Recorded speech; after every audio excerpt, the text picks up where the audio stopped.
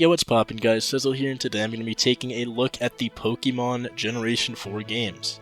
This includes Pokemon Diamond, Pearl, and Platinum, and for the sake of this review, I played through Pokemon Platinum on my 2DS XL. Now, before I get into my own opinion and why I think this game's a tad bit overrated, but honestly deserves a lot of the praise it gets, I want to go over the praise that it does get from the internet.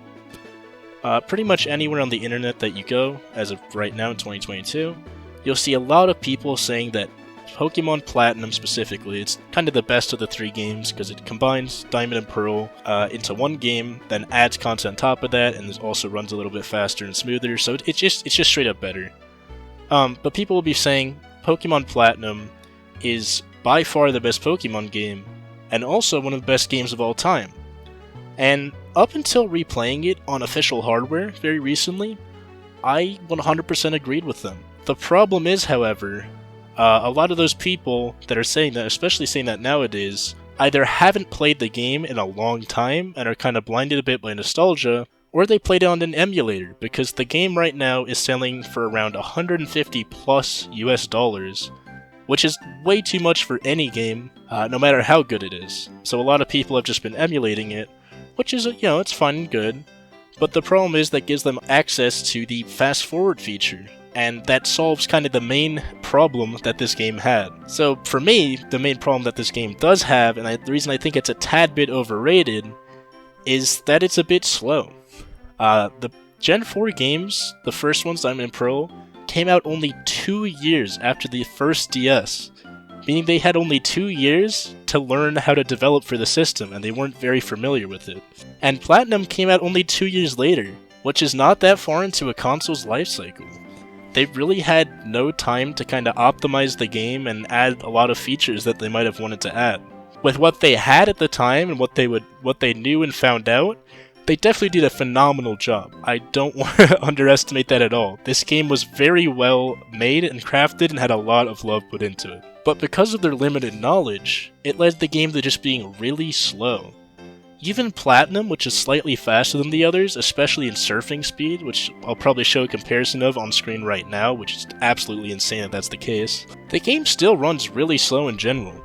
A lot of battles will take much longer than they have to. It'll take a lot of time to kind of go across any part of the region, flying or walking or whatever you want to do, it just takes forever. Talking to NPCs takes a little bit too long, and even just entering battles takes a bit too long.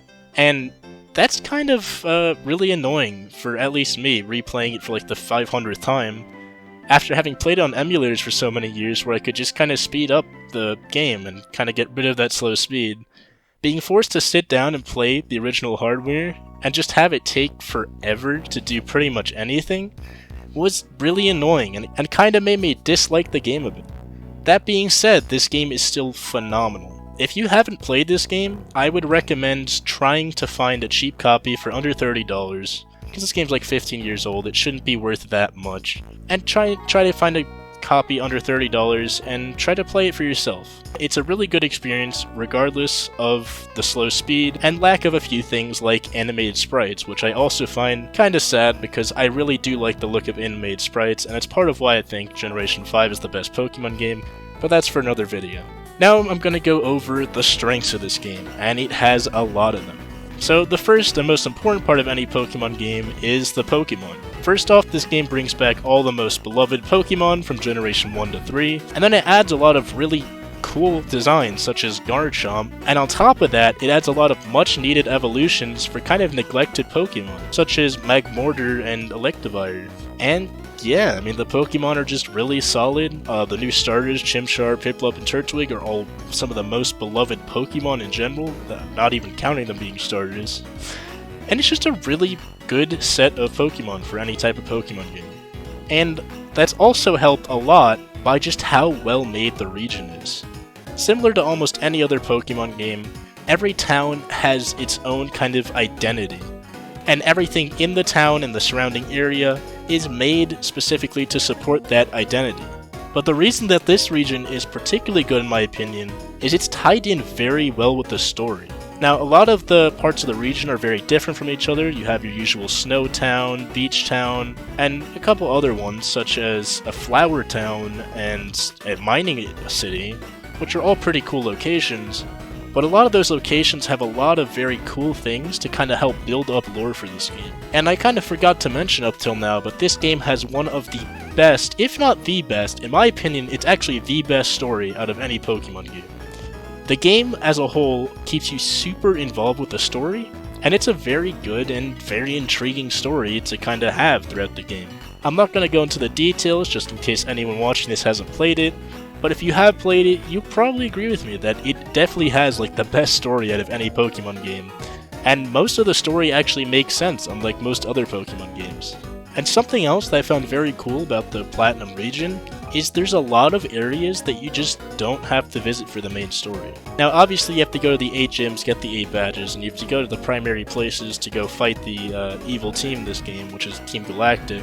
But there's a lot of stuff such as a haunted house in Interna City, the Battle Frontier making a return, and just a lot of cool stuff like that.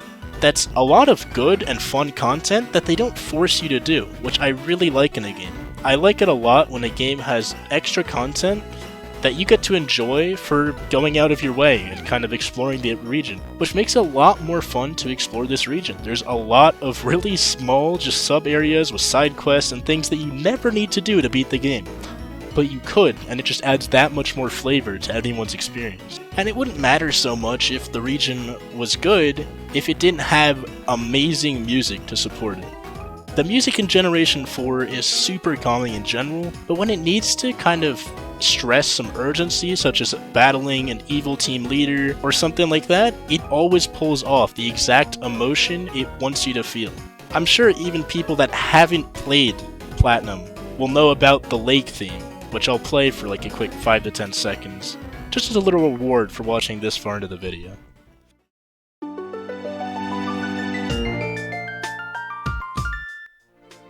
It's themes like this lake theme that just make the region that much more interesting. The themes in each of the cities and routes and all that get you a lot more involved with the game and make you feel like you're actually having a really cool experience, which you are. And I know I already talked about side quests, but there's also event legendary Pokemon, which are full legendary Pokemon with their own areas that you never need to go to, and for a lot of these, you can't even go to without cheating, which I went to with cheats just to experience them for the first time. And I'm actually kind of sad I didn't get to experience them as a kid. They bring back the Reggie Trio and a whole temple for Regigigas to help add to that lore, just on the side. This isn't even part of the main game. And then they add cool event Pokemon such as Shaman, where you walk across a super long flower path after activating an event with Professor Oak, and then you can encounter Shaman, which just felt super special, and it feels so unique to that game. And for me, probably the coolest legendary encounter was Darkrai. You go on a little ghost ship to a past island, something literally years in the past, and meanwhile all this creepy music is playing, building up an atmosphere as you enter a dark and foggy forest, and then you just find Darkrai all the way at the edge of it, and it's just invigorates such cool feelings, and it's completely separate from the game, but it feels like such a full experience that easily could have been in the game as just one of those really cool side quests. It really just invigorates a feeling that this is an actual world that you're traveling through and has so much to offer. And event mons like that are just kind of there on the side, that can pull off such a really cool theme that's completely unrelated to the main quest, just help this game feel that much more special. And that's not including a lot of the cooler features this game just had on the side that mostly never returned again. For example, the biggest thing that I kind of missed from this game are the Pokeball capsules. There are these little capsules and like designs you can put on a Pokeball, so every time you throw out your Pokemon, it does like a little animation that you can make yourself, which I thought was really cool and really cool for customization. And then it had stuff like Chatot, where you could literally change its cry to a audio clip of your choosing. Like you could have it be you screaming or saying something or whatever. It was really cool. Just minor customization things that help the game feel that much more fun. And that's not even adding that this is the first game out of any Pokemon game to have internet connectivity, so you could wirelessly battle friends and even play against random people over the internet and even trade with them, which is a really cool experience. It doesn't feel as cool nowadays since it's in pretty much every game, but back when this game came out, that was a huge thing, and I remember spending hours searching on the GTS for the Pokemon or trades I wanted, which is the global trading station, which is where you would trade with random people online. And this game also just had a really solid battle system. It takes all the good parts of the Generation 3 battle system, and on top of that adds the physical special split, so a lot of moves will be specifically physical or special, which for most people doesn't really matter, but it adds a whole new level of viability to almost every Pokemon in the game, and makes it so you can kind of go through the game with your own team and not kind of be handicapped because your Pokemon has a bad set of moves it learns. And yeah, I could say a lot more about this game, but I think I'm going to cut it off here for the sake of time. But I hope I got the point across that this is a really good game, and the only real flaws to it are some technical limitations at the time, making the game a little bit slower, and missing some cool features like animated sprites. And the only real way you could dislike this game is if you just dislike Pokemon as a formula, or if you really just don't like the region, which I feel would be pretty hard to do. But yeah, feel free to comment below if you have your own opinions or disagree or agree with anything I said, and I will see you guys in the next one.